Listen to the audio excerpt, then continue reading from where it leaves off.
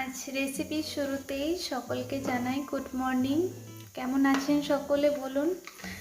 আশা করি সকলে ভালো আছেন। আর আমাদের এদিকে তো বৃষ্টি শুরু হয়েছে, আর আপনাদের দাদা বাজার থেকে আজকে এই চালা মাছগুলো নিয়ে এসছে। এটা কিন্তু সমুদ্রের চালা মাছ নয়, এটা হচ্ছে নদীর চালা মাছ। আর এটা সাইজে একটু ছোট, একদমই ছোট, মানে একটু ছোট নয়, অনেকটাই ছোট। কিন্তু এই মাছটা অনেক বড় হয়, মানে বেশ পিস পিস করে কেটে রান্না করা যায়। কিন্তু আজকে যে মাছটা এনেছে সেটা একেবারেই ছোট, তো এটা একটু অন্যভাবে রান্না করব, ভাবলাম যে আপনাদের সাথে একটু শেয়ার করি। তো আমার মতন এরকম এই ছোট ছোট মাছ খেতে কে কে ভালোবাসেন অবশ্যই কিন্তু কমেন্টে জানাবেন। আর চলুন প্রথমে মাছগুলো কাটা বাছা করে নিই, তারপর রান্নায় যখন যাব, মানে রান্না করব, তখন আবারও ফিরে আসছি।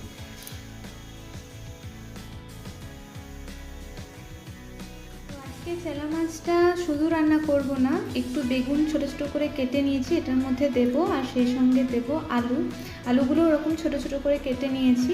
আর এদিকে আমি একটা বাটা মশলার পেস্ট রেডি করব। এখানে আমি প্রথমেই দিয়ে দিচ্ছি কাঁচা লঙ্কা আর সর্ষে, আর দিচ্ছি অল্প পরিমাণ নুন, সর্ষেটা যাতে তেতো না হয়ে যায় সেই জন্য। আর একটা পাকা টমেটোকে দুফালি করে নিয়ে নিয়েছি। এই দিয়ে একটা পেস্ট বানিয়ে নেব, মিহি পেস্টটা বানাতে হবে। আর দেখবেন বাইরে কীরকম বৃষ্টি পড়ছে।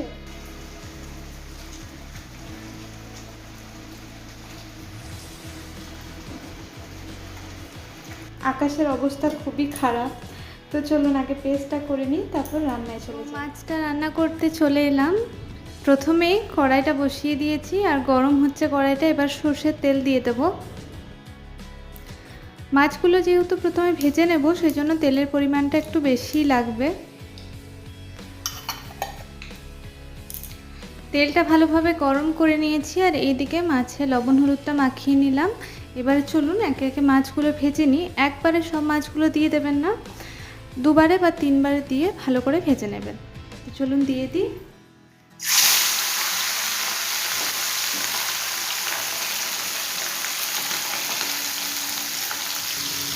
মাছটা ভেজে নিতে নিতে বরং সেই পুরনো কথাটা আরেকবার আপনাদেরকে মনে করিয়ে দিই, যে ভিডিওর কোনো অংশ ভালো লাগলে অবশ্যই লাইক, কমেন্ট এবং শেয়ার করতে ভুলবেন না।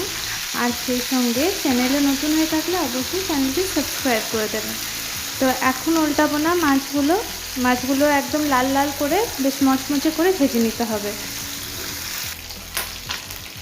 এবার উল্টে দেব। একটা পিঠ হয়ে গেছে, দেখলেন কত সহজেই উল্টানো গেল। তো চলুন এইভাবেই মাছগুলো ভালো করে ভেজে নিই।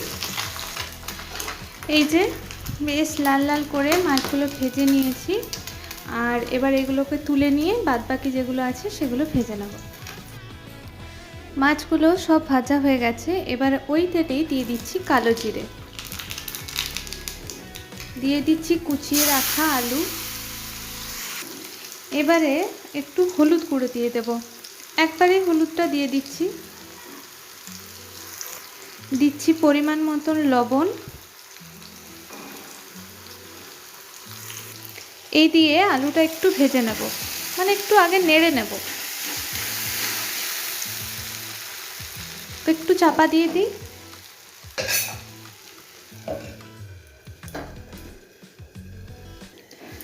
আর এই যে মাছগুলো একদম লাল লাল করে ভেজে নিয়েছি, এই অবস্থাতে খেতেও কিন্তু এই মাছটা খুব ভালো লাগে। চলুন দেখি আলুটা কত দূর হলো।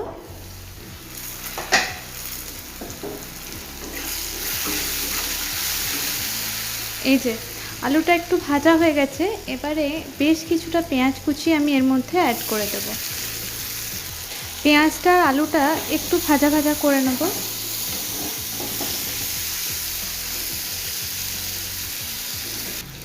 এবারে এর সাথে যে বেগুনটা টুকরো করে রেখেছিলাম সেটা এর মধ্যে দিয়ে দিচ্ছি।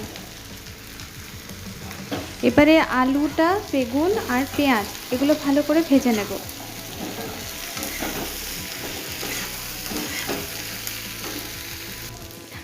এই যে সব সবজিগুলো ভালো করে ভাজা হয়ে গেছে, এবারে বাদবাকি উপকরণগুলো এর মধ্যে অ্যাড করব। প্রথমে আমি এখানে দিচ্ছি অল্প জিরের গুঁড়ো, তারপরে দিলাম একটু ধনের গুঁড়ো, তারপর যে পেস্টটা রেডি করে রেখেছি সেটা এর মধ্যে দিয়ে দিলাম। তো মশলাটার সঙ্গে একটু সবজিটা মিশিয়ে নিই আর একটু ভাজবো, যেহেতু সর্ষে দেওয়া আছে বেশিক্ষণ কিন্তু এটা ভাজা হতে সময় লাগবে না, আর বেশি ভাজবোও না। তো এই যে হয়েই গেছে প্রায়। এবারে এর মধ্যে আমি জল দিয়ে দেব, পরিমাণ মতন জল দিয়ে দিচ্ছি আর দিচ্ছি কয়েকটা চেরা কাঁচা লঙ্কা। এই দিয়ে এবারে এটা একটু ফুটবে। এই যে ঝোলটা ফুটছে এই টাইমে মাছগুলো দিয়ে দেব।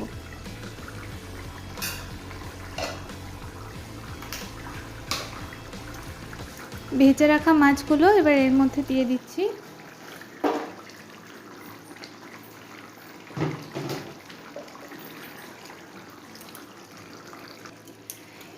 এবারে আর একটুক্ষণ ফুটিয়েই এটাকে নামিয়ে নেব আর এর ফাইনাল লুকটা এবারে আপনাদের সাথে শেয়ার করব। তার কিছুক্ষণের অপেক্ষা, চলুন এটা একটু ফুটিয়ে নিই, তারপর নামিয়ে নিই, তারপর এটা কেমন হয়েছে সেটা আপনাদের সাথে শেয়ার করছি। তো এই হচ্ছে আজকের রেসিপির ফাইনাল লুক। অবশ্যই কমেন্টে জানাবেন যে আজকের রেসিপি আপনাদের কেমন লাগলো, সেই সঙ্গে লাইক আর সাবস্ক্রাইব করতে কিন্তু একেবারেই ভুলবেন না। আর বলি, পুরনো ভিডিওগুলিও দেখতে পারেন, সেখানেও অনেক নিত্য নতুন ভিডিও বা রেসিপি আমি অনেক কিছু শেয়ার করেছি, তো সেগুলিও আশা করি আপনাদের খুব ভালো লাগবে। তো আপনাদের সাথে দেখা হচ্ছে আবারও নেক্সট ভিডিওতে। ততক্ষণ সকলে ভালো থাকুন, সুস্থ থাকুন, ধন্যবাদ।